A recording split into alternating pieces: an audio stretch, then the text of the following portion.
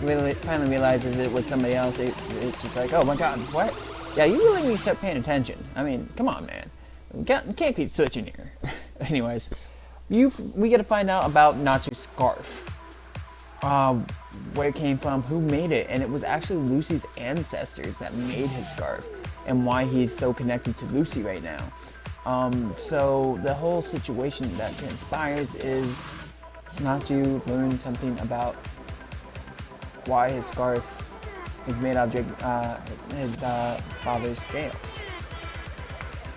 And it shifts off into Lucy and Happy and those guys, and Natsu just laying on the ground. They're just freaking out because Natsu's dying. His body temperature is fading quickly. Like, he is losing body temperature as time goes on. And finally, the doctor says, Elena, I'm not going to check for her name right now.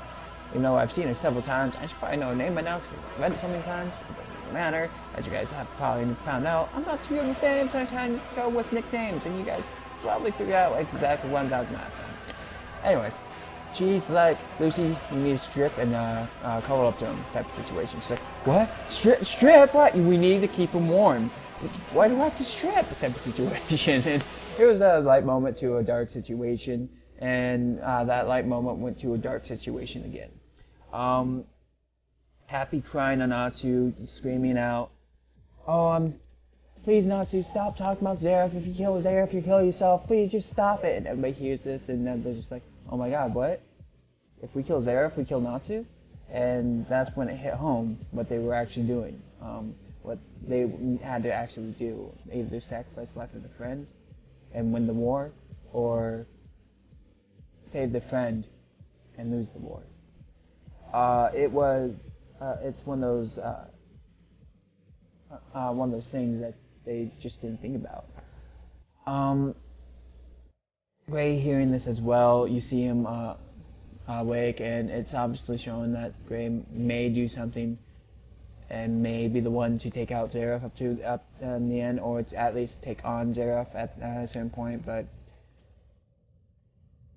this chapter in the end really did become that sad moment, and it's really, like I said, this chapter had a lot in it. It had a lot going for it, and it had some action. It went really in depth into this episode. Like like whenever I was talking about Sky of Alderman, how much information was packed into those episodes. This had that. It had a lot of stuff happening all at once, and you're learning this, you're learning that, and you're learning this, and you're going to see the reactions to the whole situation. It's not comparable to Sky of Alderman, because Sky of Alderman has a lot more in-depth storyline in each one. Fairy Tail's more of that, we're going to go back and forth between characters here. So kind of like a soap opera right there, but that's not the point.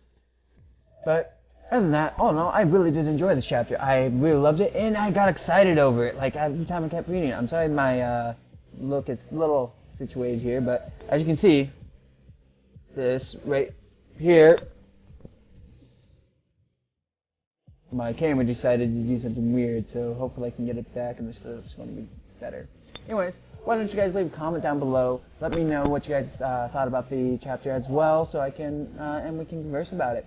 Leave that like so I know that you guys are enjoying my content, and on top of that, make sure if you haven't yet, subscribe for more content like this later on in the future. But until the next time, you guys, hope you have a great day, and a fun one as well.